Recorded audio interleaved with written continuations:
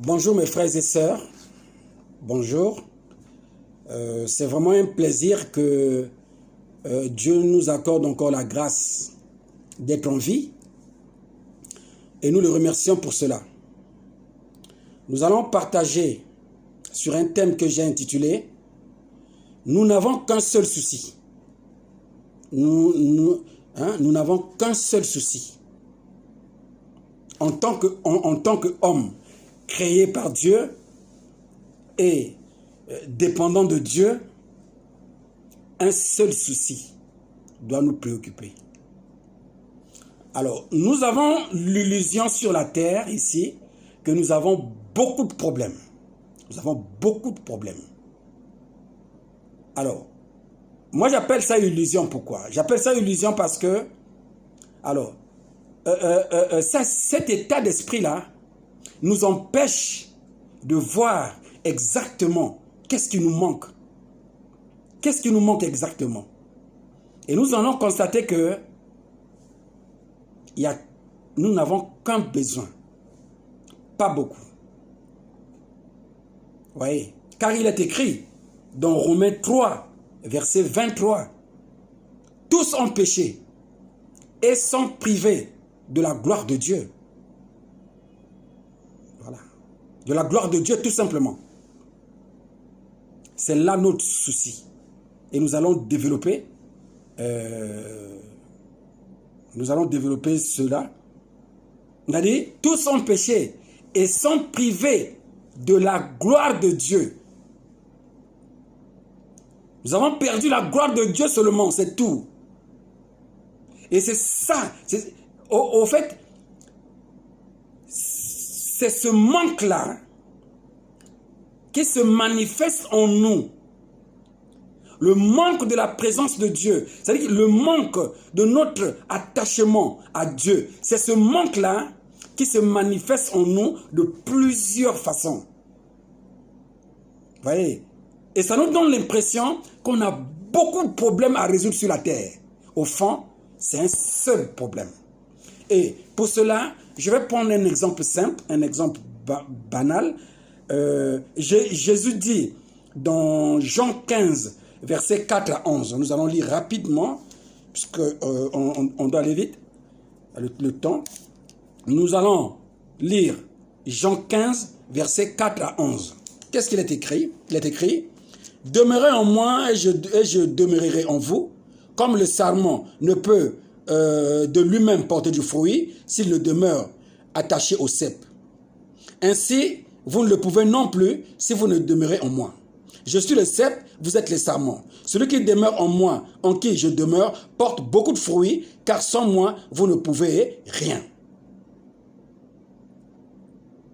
Voilà. Ça, on va s'arrêter là. Vous pouvez lire jusqu'au verset... au verset 7, par exemple, il dit, « Si vous demeurez en moi et que mes paroles demeurent en vous, demandez tout ce que vous voulez. Cela vous sera accordé. » Il n'y a pas de problème. Donc, ce qui nous intéresse ici, c'est le problème du cep et des sarments. Le cep ici, nous pouvons considérer comme le tronc d'un arbre. Et nous allons prendre l'exemple de l'arbre. L'arbre est composé des racines, du tronc, des branches. Ce qui nous intéresse ici, c'est le tronc et les branches.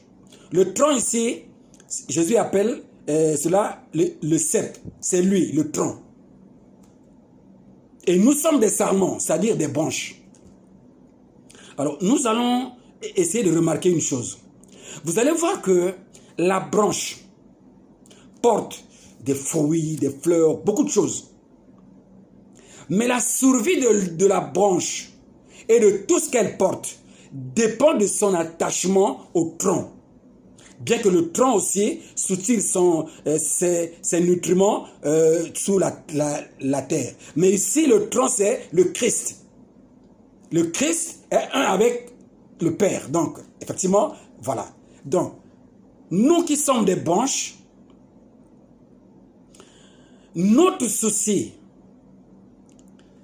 nous n'avons qu'un seul souci, celui de demeurer attaché au tronc.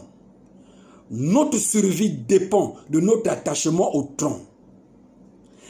La survie des fleurs, des fruits qui sont comme les enfants de la branche, ce que la branche a produit.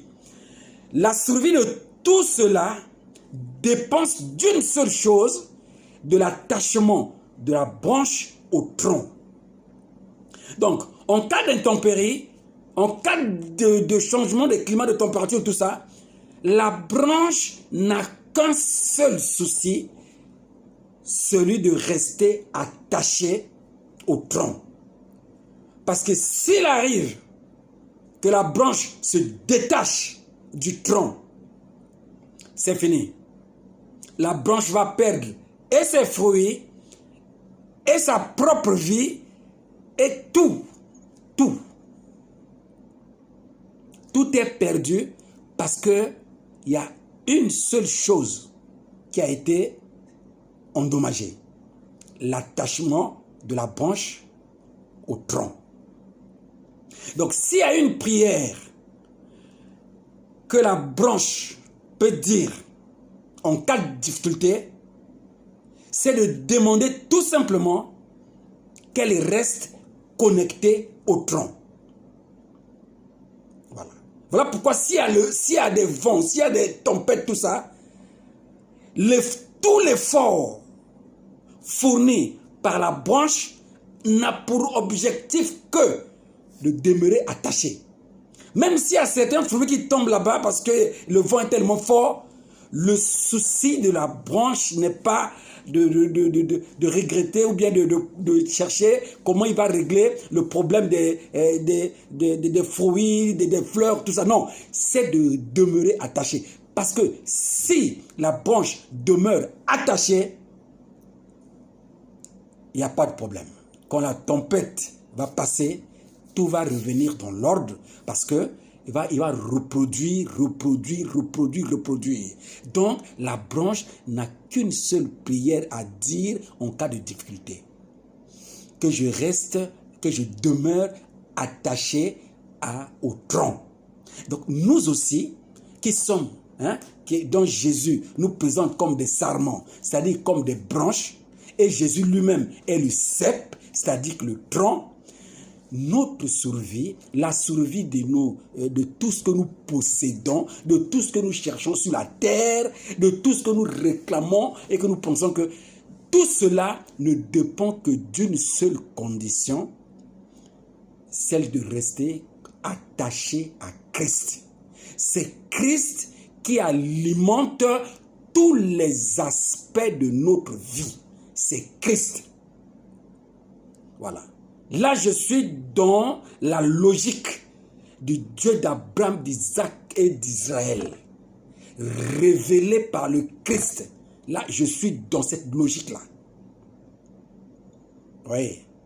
Donc, nous les enfants de Dieu, en réalité, le seul souci qui devait nous préoccuper, du matin au soir, 24 heures sur 24, le seul souci, ce que nous devons réellement faire attention, c'est notre relation avec le Christ. C'est ça ce qui devait nous préoccuper. Le reste là va s'ajuster, c'est-à-dire qu'il n'y aura pas de problème parce que si déjà nous avons une bonne relation avec le Christ, Jésus, tout ce que nous réclamons dans nos prières là, nous l'avons déjà, puisque l'apôtre Paul dit que vous avez tout pleinement en Christ. C'est-à-dire que si vous demeurez en Christ, attaché à Christ, Christ vous alimente. Tout, vous êtes alimenté. Tout ce que nous réclamons dans nos prières là, il est même écrit dans Matthieu 6, verset 31 à 34. Il est écrit dans Matthieu 6, 31 à 34. Qu'est-ce qui est écrit? Il est écrit: ne vous inquiétez donc point et ne dites pas que mangerons-nous, que boirons-nous, de quoi serons-nous vêtus. Car toutes ces choses, ce sont les païens qui les recherchent. Votre Père Céleste sait que vous en avez besoin. Cherchez premièrement le royaume Le royaume des cieux, bien sûr. Et la justice de Dieu, et toutes ces choses vous seront données par-dessus. Alors, ici, le Christ nous donne une leçon. Il nous dit que nous n'avons pas à nous soucier de quoi nous allons manger, le vêtu, quoi, visa, voyage, mariage, tout ce que nous demandons dans nos prières ces derniers temps. Dieu dit, il sait qu'en tant qu'humain, dans cette chair-là, nous avons besoin de tout ça. Mais il attire notre attention sur ce qui devait nous préoccuper réellement. C'est notre attachement avec lui, avec le Seigneur. C'est notre attachement avec le Seigneur. Parce que si nous sommes attachés avec le Seigneur, comme il sait déjà que nous avons besoin de toutes ces choses-là, ça va arriver. On n'a même pas besoin de faire des jeûnes et prières pour ça. Nous devons faire des jeûnes et prières pour maintenir notre relation avec le Christ en bon état. Nous devons veiller à cela. Nous devons veiller à cela. Lorsque nous...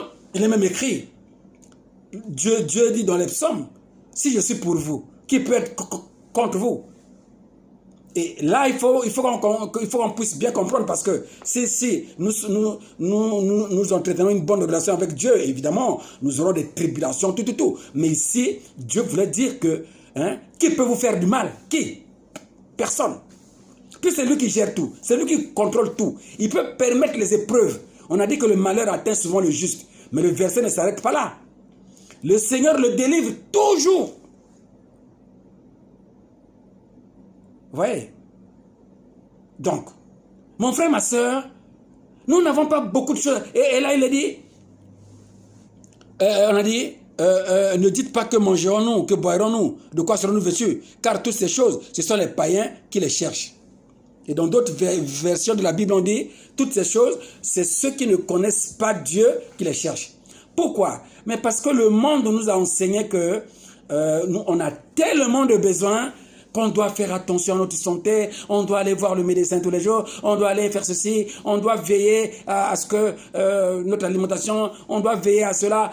On est tellement surchargé lorsqu'on regarde la télé, on doit veiller à beaucoup de choses. Et du coup, voilà, la tension monte et puis on n'arrive plus.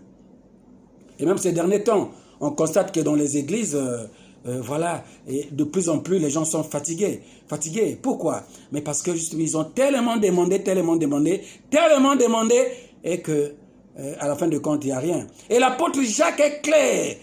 L'apôtre Jacques dit ceci: vous demandez, vous ne recevez pas, parce que vous demandez mal, dans le but de satisfaire vos passions. En réalité, l'apôtre Paul nous ramène à cette problématique-là. C'est-à-dire que ce qui devait nous préoccuper, c'est le Seigneur. Seigneur, aide-moi à demeurer attaché à toi. Seigneur, soutiens ma foi. Seigneur, viens au secours de mon incrédulité. Seigneur, aide-moi à rester connecté à ta parole. Aide-moi à demeurer dans ta parole. Seigneur, aide-moi à comprendre les Saintes Écritures. Saint-Esprit, viens au secours de moi afin que je puisse comprendre les Saintes Écritures. Donc, voilà, c'est ce qui devait nous préoccuper. La relation avec Dieu, c'est ça mon frère, ma soeur. C'est ce qui devait nous préoccuper. Le reste là va s'ajuster, je vous dis la vérité. Bon, je sais que ce sont des choses que nous connaissons, mais essayons d'appliquer. Vous allez voir que vous n'avez, quand vous faites des, quand nous tous, quand on fait des jeûnes et prières, essayons de faire des jeûnes et prières pour entretenir notre relation avec le Seigneur, avec le Christ. Essayons de faire ça. Négligeons un peu le reste là. C'est-à-dire que, bon, pas négliger, c'est-à-dire que laissons ça de côté. Parce que lorsque la relation est normale, le reste là, ça va marcher comme sur les roulettes. Parce que lorsque tu as Jésus en toi, imagine, tu as Jésus en toi. Il est le faiseur de miracles. Il est en toi. Dès qu'un problème se présente, et c'est un problème, une simple parole suffit. Regardons la vie de Jésus lui-même, lui qui était connecté à 100% à son Père. Il a dit que je suis un avec mon Père. Regardez Jésus. Il se souciait de quoi? Il ne pouvait même pas souffrir de la tension artérielle. Pourquoi? Mais parce qu'il était en paix. C'est-à-dire, même si les hommes, c'est-à-dire que les hommes le cherchaient par-ci, par-là, mais il ne s'occupait pas de ça parce qu'il savait que la sécurité divine est là 24 heures sur 24. Voilà. S'il a été cloué à la croix, c'est parce que c'était programmé comme ça pour le salut du monde. Lui-même, il a dit, quand on est venu le chercher, Pierre a essayé de réagir. Il a dit, Pierre, laisse ça, laisse ça. Moi là, si je peux même prononcer une parole, tout ce monde-là, ils seront foudroyés. Les anges vont descendre, donc laisse ça. Laisse la parole de Dieu s'accomplir. On voit la vie de Jésus lui-même. On est venu demander l'impôt. L'argent n'était pas sur place. Mais il a demandé à Pierre, va, jette ton hameçon et tire le poisson, prends, c'est tout.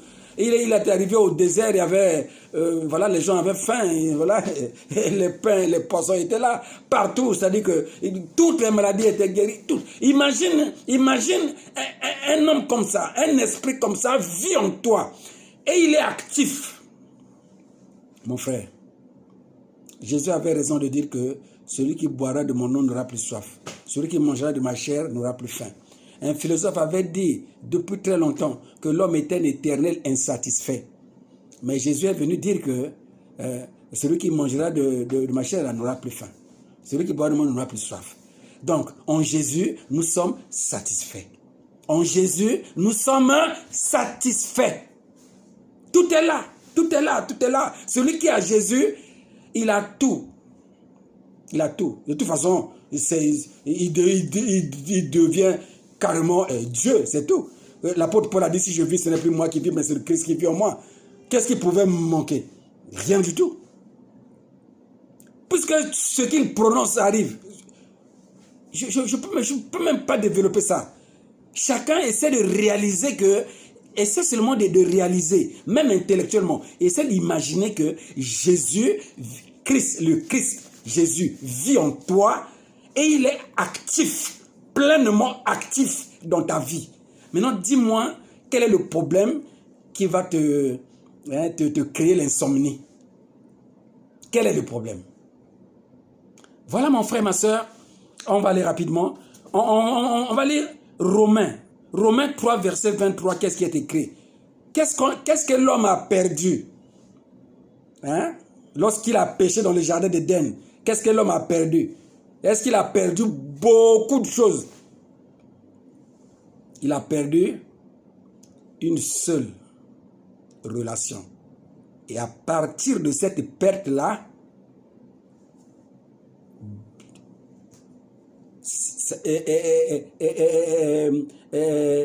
cet incident-là, effectivement, du fait qu'on s'est déconnecté avec la source, cela se manifeste par beaucoup de choses. C'est écrit, tous ont péché et sont privés de la gloire de Dieu. C'est tout. On est privé de la gloire de Dieu, point. Et maintenant, cette privation-là, cette déconnexion-là, se manifeste effectivement par beaucoup de choses. C'est comme la maladie, on t'entend parler du sida. Le sida, dès que le microbe du sida rentre dans le corps d'un homme, son objectif, c'est seulement de paralyser ses anticorps. C'est tout. Toutes les maladies qui vont arriver sur toi là vont se manifester. Toutes les épidémies vont se manifester dans ta vie puisque tes anticorps sont devenus inactifs. Voilà. Aujourd'hui, tu vas à l'hôpital parce qu'il y a la diarrhée. Demain, tu vas à l'hôpital parce que il y a le palu. Après, demain, tu vas à l'hôpital parce que il y a les boutons qui sont en train de sortir sur le corps. Après, demain, tu vas à l'hôpital parce que il y a l'eczéma, tout ça. Demain, tu vas à l'hôpital parce que tu es en train de maigrir sans savoir pourquoi. Après, demain, tu vas à l'hôpital. Pourquoi? Mais parce que les anticorps ne fonctionnent plus. Alors, tu vas chercher à traiter chaque maladie. C'est-à-dire que tu vas souffrir. Tu vas vraiment souffrir. Mais si on pouvait avoir le médicament pour détruire seulement un seul microbe du palu là, le virus là, dès qu'on le détruit, c'est fini, tes anticorps reprennent leur force et tout est réglé. Voilà que notre déconnexion avec le Seigneur nous crée des ennuis. Notre déconnexion avec le Seigneur, notre mauvaise relation avec le Seigneur nous crée des ennuis. C'est tout. Laisse les problèmes des visas tranquilles, les problèmes du mariage tranquille, les problèmes des sorciers tranquilles. Règle d'abord ta relation avec Dieu. Tu vas voir que le reste là sera réglé. C'est ça, je vous dis la vérité. C'est ça le véritable christianisme. Cherchez d'abord Christ. Que Christ soit activement dans votre vie, dans notre vie, à nous tous, même moi qui parle. Hein? Voilà. Que le Saint-Esprit s'installe en nous. Que nous devenons réellement les temples du Saint-Esprit. Et que l'Esprit de Dieu habite en nous. Et soit actif. C'est ça le problème. Parce qu'on peut aussi attrister le Saint-Esprit. Et lorsque le Saint-Esprit est attristé, on a des problèmes aussi. Donc on doit veiller à ça. Mais aujourd'hui, si un pasteur pouvait afficher quelque part, veille de prière, thème, gardons notre relation avec le Seigneur Jésus-Christ. Ou bien veillons sur notre connexion avec le Seigneur Jésus-Christ. La veille de prière là risque d'être, il n'y aura pas assez de gens. Aujourd'hui là.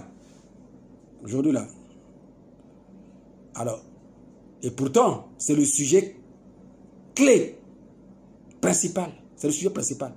Il suffit de mettre, venez, vous aurez des enfants, vous aurez ceci, vous aurez ceci, vous aurez ceci, vous aurez ceci. Ça sera plein. Et après, on va sortir. Je vous dis la vérité, il n'y aura rien. Parce que là, on est en train de renverser ce que le Seigneur a dit. Il a dit, hein, dans Matthieu, on vient de lire, cherchez premièrement le royaume des cieux. Et qu'est-ce qu'est le royaume des cieux? Jésus a dit, le royaume des cieux s'est approché de vous. Il parlait de lui-même. Il parlait de lui-même. Donc ça veut dire que cherchez premièrement le Christ. Que le Christ vienne par le Saint-Esprit demeurer en nous. Il est écrit encore, mauvais que sont vos pères lorsque vous leur demandez ceci, cela, ils vous donneront pas de réponse. Hein? À plus forte raison, votre Père qui est aux cieux, donnera-t-il le Saint-Esprit à ceux qui lui demandent. Il n'a pas dit qu'il va donner beaucoup de choses. Non, non, non. Il a dit, donnera-t-il le Saint-Esprit. Parce que Dieu sait que ce n'est que le Saint-Esprit que nous avons besoin. C'est tout. Le reste là sera réglé dès que le Saint-Esprit s'installe. Il est même écrit, hein? Il est écrit dans Romains 8, verset 26, je crois, il est écrit que le Saint-Esprit nous aide dans notre faiblesse parce que nous ne connaissons pas exactement ce qu'il faut demander dans nos prières. C'est normal, parce qu'on peut demander des choses parce qu'on a vu un collègue avec quelque chose, voilà, on va formuler des prières, on a vu, surtout lorsqu'on sort d'un mariage, avec l'ambiance de mariage, et voilà, les gens viennent à la maison, chacun commence à prier, moi aussi je veux me marier, moi aussi je veux me marier, voilà, il faut faire des veillées de prière, tout. Le Saint-Esprit sait que ça, ce sont des demandes qui ne tiennent pas. Et la Bible dit que le Saint-Esprit nous aide dans nos prières, parce que nous ne connaissons pas exactement nos besoins. Voilà, parfois nous formulons des besoins comme ça, c'est notre ego qui nous fait croire que voilà, on doit demander ça, on doit demander ça, on doit demander ça, mais le Saint-Esprit lui-même intercède pour nous par des soupirs inexprimables. Et Dieu connaît la pensée de l'Esprit parce que c'est selon Dieu qu'il prie. Parce que le Saint-Esprit intercède, c'est-à-dire ce que le Saint-Esprit demande pour nous là, c'est selon la volonté de Dieu, donc ça se réalise. Voilà le plaisir, voilà, d'avoir le Saint-Esprit en soi. C'est ça. Voilà, en gros, voilà. Nous allons même lire dans Ésaïe, rapidement. Ésaïe. Qu'est-ce qu'Ésaïe dit? Ésaïe 55. Ésaïe 55, verset 1. Qu'est-ce qu'il a dit? Il a dit dans Ésaïe 55, verset 1. Vous tous qui avez soif, venez aux eaux. Même celui qui n'a pas d'argent, venez acheter et manger. Venez acheter du vin et du lait, sans argent, sans rien payer. On dit, vous tous qui avez soif, venez aux eaux. C'est un appel. Les eaux là sont, on parle du Christ. Venez, venez. On a dit même ceux qui n'ont pas d'argent. On n'a pas besoin. C'est-à-dire que là, c'est tout simplement le Seigneur Jésus. Voilà, c'est un appel à revenir à Dieu. Revenons à Dieu. Il est écrit dans Lamentation 3, verset 37, je crois il est écrit, qui dira qu'une chose arrive si c'est l'Éternel qui l'a ordonné. N'est-ce pas du Très-Haut que viennent les maux et les biens? Pourquoi l'homme vivant se plaindrait-il? Que chacun se plaigne plutôt de ses péchés. Hein? C'est-à-dire que chacun se plaigne plutôt de sa mauvaise relation avec Dieu. C'est ça le péché. Une mauvaise relation avec Dieu. Une mauvaise connexion avec Dieu. C'est ça. Et le péché, c'est ça. Voilà. Donc, nous avons lu dans Jean 15, verset 4 à 11. On a lu dans Matthieu 6, verset 31 à 34. On a lu Romains 3, verset 23. On a lu Ésaïe 55, verset 1. En tout cas, notre souci de ce soir était de démontrer que la vie du sarment dépend du cep. La vie de la branche dépend du tronc. Voilà. Donc, la branche, pour sa survie, pour sa croissance, pour sa capacité à donner du fruit, c'est-à-dire à être fécond, à produire, à être béni, tout dépend du tronc.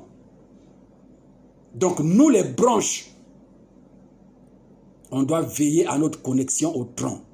Nous les sarments, on doit veiller à notre connexion au cep.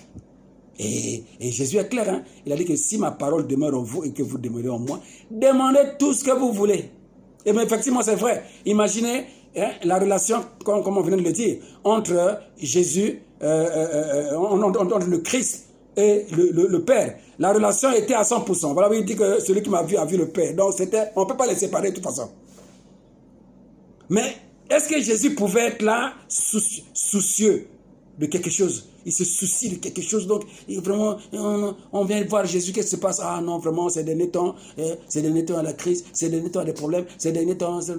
Est-ce que c'est le temps de tout ça? Puisqu'il sait qu'il est la solution. Il est la solution. Maintenant, imagine que la solution, Jésus, qui est la solution à tout, habite en toi, et voilà, et il est actif. Mon frère, ma soeur, il n'y a pas une joie qui dépasse ça sur la terre. Et je vais clôturer ce message en vous disant qu'aujourd'hui, au niveau des réseaux sociaux, vous voyez bien que on est en train de critiquer par-ci, par-là, le christianisme, tout ça, tout. Ne vous occupez pas de ça. Critiquer une religion, ce n'est pas un problème. On peut critiquer le christianisme, il n'y a pas un problème. Moi, ce que je conseille à mes frères et sœurs, c'est d'avoir une relation personnelle avec le Christ. Voilà. C'est tout. Le christianisme, c'est un mouvement religieux, il n'y a pas de problème. C'est-à-dire que le christianisme peut même disparaître. Il n'y a pas de problème. Il n'y a pas de problème. Le christianisme est une création d'hommes. C'est ça les hommes qui ont créé. Ils ont dit, on va se regrouper, voilà, c'est tout. Même le mot chrétien, là, c'est pas Dieu qui a donné ça. C'est Antioche. Hein? Ce sont les gens qui ont remarqué la manière de vivre des disciples. Ils ont vu que vraiment ils vivaient comme le Seigneur Jésus-Christ. Ils ont dit, ah, mais ceux-là sont les chrétiens. Et ça a évolué jusqu'à créer... aujourd'hui, on parle du christianisme. C'est un mouvement, tout simplement, un mouvement religieux. Mais la relation d'un homme avec le Christ, la relation personnelle que tu dois développer avec le Christ, c'est ça qui compte. Voilà. Quand tu as une relation personnelle avec le Christ, c'est ça qui compte. Donc même si le christianisme disparaît, cette relation ne disparaîtra pas. Parce que, voilà.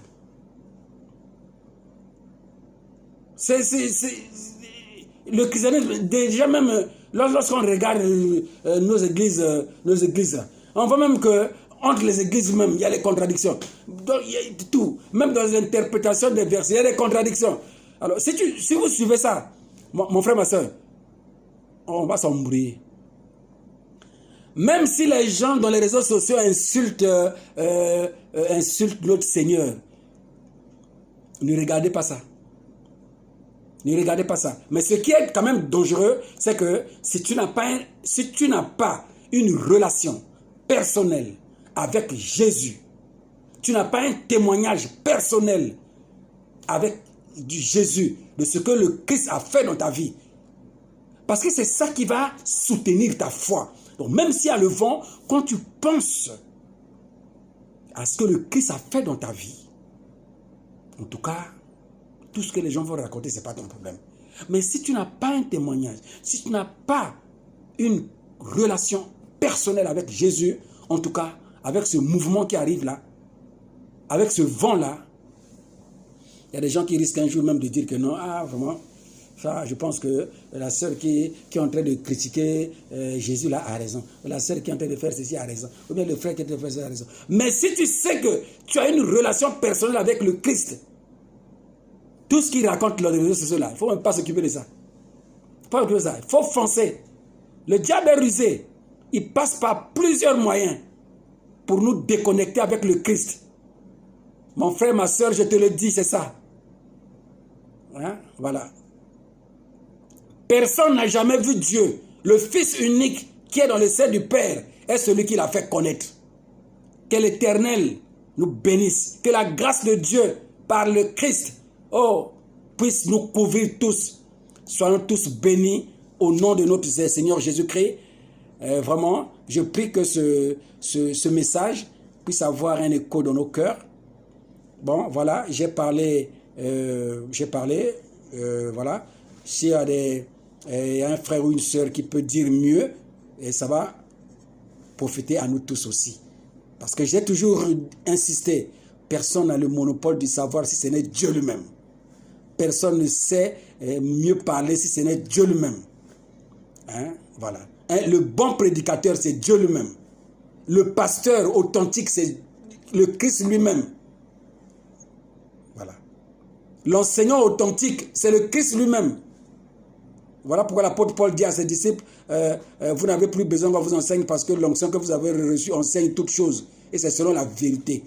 Donc, nous, ce que nous faisons là, il y a toujours des imperfections, parfois le mot n'a pas été bien placé, ainsi de suite. Et encore, nous utilisons une langue qu'on a apprise, comme, voilà, donc il peut arriver que, et voilà. Donc tout ça, c'est pour vous dire que je ne dis pas que je détiens le savoir, non. Je suis en train de vous transmettre le peu que j'ai pu comprendre. Voilà, que Dieu nous aide à comprendre la profondeur de ces Écritures. Et que le Seigneur nous mette à cœur la soif de chercher à maintenir la connexion avec lui. Qu'on prie beaucoup pour ça. Et que ça soit vraiment le sujet principal de nos prières. La relation avec Jésus. Que Dieu nous bénisse. Amen.